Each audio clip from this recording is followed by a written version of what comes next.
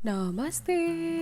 आज मैं लेकर आ गई हूँ एक बहुत ही यूज़फुल चीज़ जो हम सभी खाते हैं बचपन से अपने अपने घरों में, घी। आज की वीडियो में मैं आपको बताऊंगी कि आप घी कैसे निकाल सकते हो अपने घर पे ही। नॉर्मल जो आप दूध खरीदते हो उसकी मलाई से, और सफ़ेद मक्खन भी किस तरीके से आप बना सकते हो ये भी आपको इस वीडियो में पता चल जाएगा। आज की वीडियो में आपको ये भी पता चलेगा कि इसे हम ज़्यादा क्वान्टिटी में कैसे बना सकते हैं। तो शुरू करते हैं। तो सबसे पहले हमें चाहिए दूध। मैं यहाँ पे आपको थैली कट करके इसलिए बता रही हूँ ताकि मैं इस वीडियो के थ्रू आपको एक मैसेज दे सकूँ कि आप दूध की थैली कुछ इस तरीके से कट किया करिए। आप जब दूध की थैली को काटते हो और छोटा सा टुकड़ा जो प्लास्टिक आप अलग कर देते हो वो बहुत ही प्रॉब्लमेटिक चीज़ होती है, मतलब प्रॉब्लम करती है हमारे पर्यावरण में।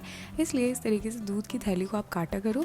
और जैसे मैंने आपको बताया, यहाँ पे आपने देखा कि मैंने थैली को किस तरीके से पकड़ के आराम से पतीली में डाल दिया सारे दूध को। बस हमेशा इसी तरीके से आप दूध की थैली को काटा करो। बेसिकली ये एक मैसेज है, मैं अपने वीडियो के थ्रू बताना चाहती थी, क्योंकि पर्यावरण को बहुत हानि होती है आपकी ये छोटे से टुकड़े के अलग करने की वजह से। तो इसलिए इस चीज़ का आप अगली बार ध्यान रखें। अब यहाँ पे देख सकते हो आप, मैंने पतीले में दूध ले लिया है। तो अब चलते हैं इसे गर्म करने की ओर। अब मैं यहाँ पे एक ट्रिक लगाती हूँ इसे फटाफट गर्म करने के लिए, कि मैं इसे ढक देती हूँ। लेकिन आपको एक चीज़ का बहुत ज़्यादा ध्यान रखना है कि आँच यहाँ पे वैसे तेज़ है, कि ये जो आप ढकने के बाद दूध को गर्म करने की कोशिश करते हो ना, तो आपको यहीं पे खड़े रहना है। आप प्लीज़ इसे इस तरीके से ढक के तेज़ आंच पे बिल्कुल छोड़ के किचन से नहीं जाओगे, आपको यहीं पे खड़े रहना है। 2 से 3 मिनट में ही ना आपका पूरा दूध बहुत ही अच्छे से उबल जाएगा, जैसा कि आप यहाँ देख सकते हो। ये मेरी ट्रिक है जो मैं जल्दी दूध को उबालने के लिए करती हूँ। और जैसे ही वो उबलने लग जाए उसके बाद हम थोड़ी देर के लिए ना इसे इस तरीके से खोल देंगे और अच्छे से उबालेंगे। ठीक है, आपको जैसे ही लगे ना कि इसमें एक उफान आ रहा है, आप ढक्कन को हटा दोगे। ये बहुत इंपॉर्टेंट है।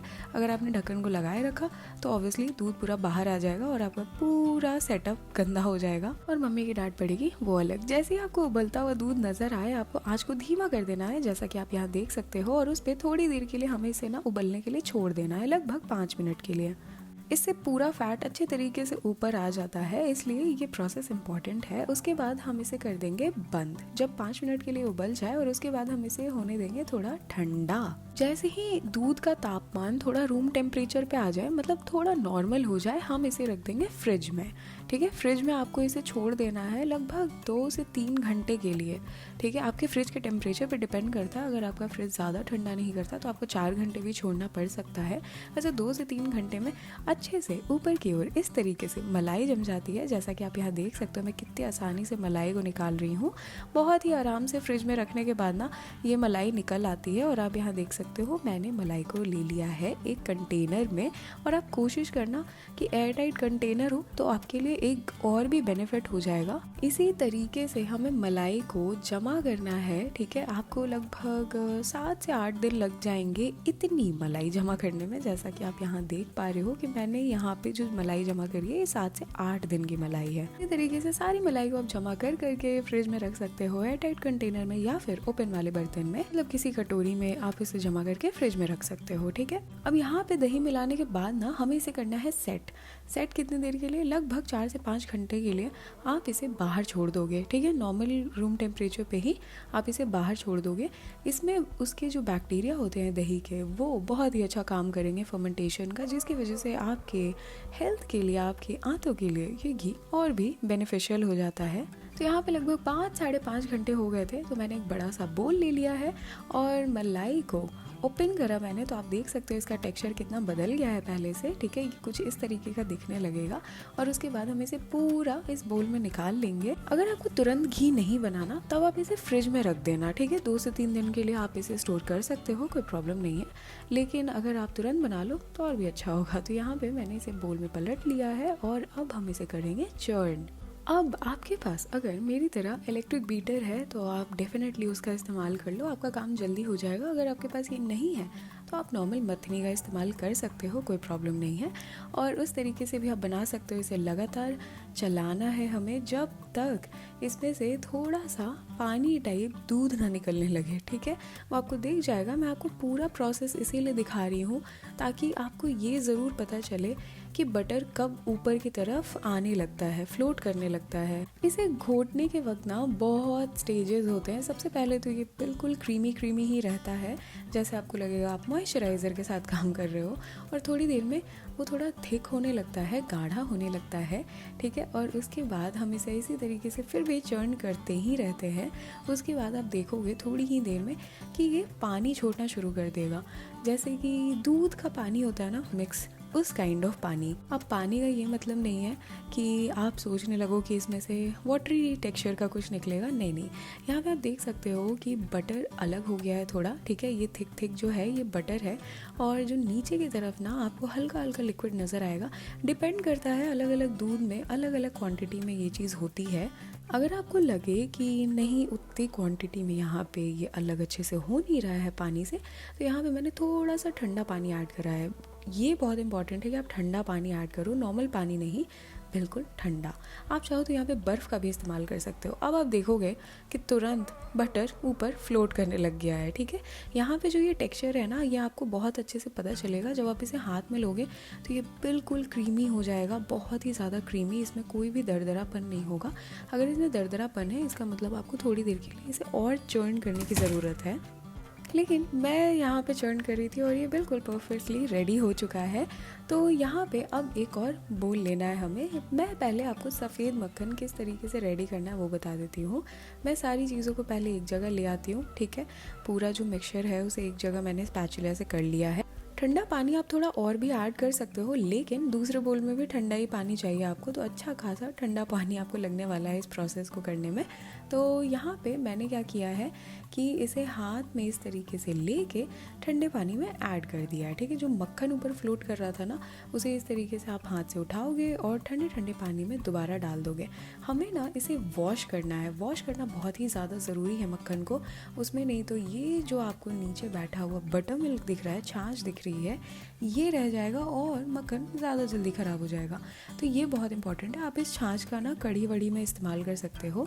बाकी यहाँ पे आप देख सकते हो कि हमारा सफ़ेद मक्खन किस तरीके से पानी में तैर रहा है। और ठंडे पानी में होता ये है कि मक्खन ना जम जाता है, तो आपको इसे साफ़ करने में बहुत ही ज़्यादा आसानी होती है, इसलिए ठंडे पानी का इस्तेमाल करना बहुत ज़्यादा ज़रूरी है। नॉर्मल पानी हो तो आप उसमें बर्फ़ डालो, लेकिन उसका टेम्परेचर ठंडा होना चाहिए। मैं ये बार बार बोल रही हूँ क्योंकि बहुत ज़्यादा ज़रूरी है। नॉर्मल पानी में आप ये काम मत करना, क्योंकि अभी जो मौसम है वो गर्म है, आपका मक्खन पिघल कर पानी में तैरना शुरू हो जाएगा और सारी मेहनत बेकार हो जाएगी। इसलिए ठंडा पानी बहुत ज़्यादा ज़रूरी है।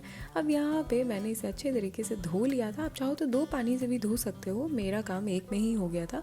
तो मैं इसे रख रही हूँ प्लेट पे। ये बिल्कुल रेडी है, सफ़ेद सफ़ेद मक्खन, बिल्कुल फ्रेश सफ़ेद मक्खन घर पे एकदम तैयार है, बिल्कुल शुद्ध तरीके से, कोई मिलावट नहीं है इसमें, जैसा कि आपने देखा। अब यहाँ पे हम घी बना लेते हैं। अगर आपको सफ़ेद मक्खन चाहिए तो आपका प्रोसेस ख़त्म हो चुका है, लेकिन अगर आपको घी चाहिए तो यहाँ पे बिल्कुल धीमी आंच पे आप एक कढ़ाई ले लेना और उसमें ये सारे मक्खन को ऐड कर देना, ठीक है। अब इसे मिलाते रहना है हमें, और आप देख सकते हो कि मक्खन पूरी तरीके से पिघल गया है, क्योंकि कढ़ाई गर्म थी तो आराम से ये पिघल गया है। और बिल्कुल मध्यम आंच पे अब हम इसे उबालना शुरू करेंगे। आपको इसमें भी स्टेजेस का ध्यान रखना है, मतलब अलग अलग तरीके से ये दिखता जाएगा आपको जैसे जैसे आप इसे पकाते जाओगे। तो यहाँ पे मैंने इसे अच्छे तरीके से उबलने के लिए छोड़ा है मध्यम आंच पे। स्टार्टिंग में जब आप इसे उबालोगे तो ये बिल्कुल नॉर्मल दूध की तरह लगेगा दूध उबल रहा है, ठीक है। बिल्कुल नॉर्मल आप इसे उबलने दोगे। उसके बाद बीच बीच में आपको इसे चलाना थोड़ा ज़रूरी है, नहीं तो नीचे जाके ये थोड़ा बहुत चिपक भी सकता है। तो मध्यम आंच पे इसी तरीके से आप इसे चलाते हुए थोड़ी देर के लिए पकाओगे, और थोड़ी देर बाद आपको ये देखना शुरू हो जाएगा इस तरीके का स्टेज, जहाँ पे हल्का फुल्का घी अलग होना शुरू हो चुका है, लेकिन अभी भी ये पूरा रेडी नहीं है। इसी तरीके से जब आप इसे चलाते रहोगे तो आप देखोगे कि आपका घी अलग होना शुरू हो गया है। ये जो स्टेज है, यहाँ पे आप मान सकते हो कि हाँ, आपका घी बिल्कुल तैयार है। आप नीचे देख सकते हो कि जो छोटे छोटे कण हैं दूध के, वो थोड़ा बहुत बैठ रहे हैं। बस यही स्टेज है जहाँ पे आप समझ जाओ कि घी रेडी हो गया है। और वो जो नीचे कण बैठे हैं ना, मतलब जो पीसेस बैठे हैं दूध के, वो थोड़े ना ब्राउनिश हो जाने चाहिए, मतलब गोल्डन ब्राउन, जैसा कि आप यहाँ देख सकते हो। शुरुआत में वो थोड़े येलो रहेंगे, जो कि हम नहीं चाहते। पीले रहेंगे, ठीक है, वो हमें नहीं चाहिए। हमें इस तरीके का सुनहरा भूरा कलर चाहिए उस पीसेस में। घी बनाने वक्त यही होता है कि नीचे बैठ के कुछ अवशेष बच जाते हैं दूध के, ये वही है। और इनका इसी कलर में होना, इसी रंग का होना बहुत ज़्यादा ज़रूरी है, ठीक है। जो रिमेनिंग्स होते हैं उनके कलर गोल्डन ब्राउन ही होने चाहिए, मतलब ये जो नीचे अवशेष बचे हैं ना दूध के, इसका कलर बिल्कुल ऐसा होना चाहिए, तभी आप मानोगे कि आपका घी पक गया है। अगर ये पीला पीला हुआ तो आप समझ जाओ कि घी अभी भी कच्चा है, ठीक है। इसलिए इस कलर का होना बहुत ही ज़्यादा ज़रूरी है। और आप कोशिश करना कि आप इसे जला ना दो।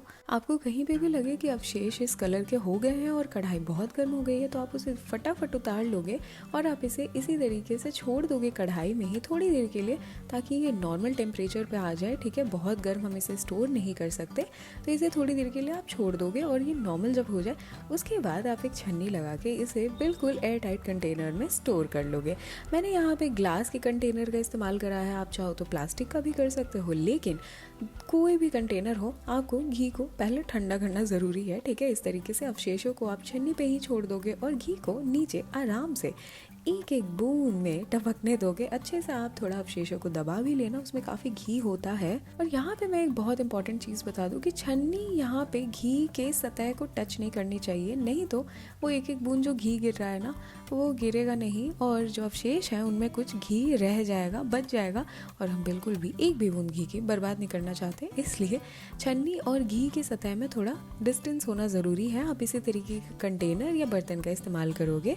और यहाँ पे ये वीडियो बिल्कुल कंप्लीट होती है, तो जाओ बनाओ और मुझे बताओ कि आपको ये वीडियो कैसी लगी। कमेंट सेक्शन में जाके मुझे जरूर बताना कि आपको सफेद मक्खन ज्यादा पसंद है या फिर घी। बहुत बहुत धन्यवाद मेरी वीडियो देखने के लिए। आपको ये वीडियो अगर पसंद आई हो तो लाइक का बटन जरूर दबा देना, और ऐसी वीडियो ऐसी रेसिपी के साथ तो मैं हर हफ्ते आती ही रहूंगी, तो मेरे चैनल को भी सब्सक्राइब कर लेना। तब तक के लिए बाय बाय।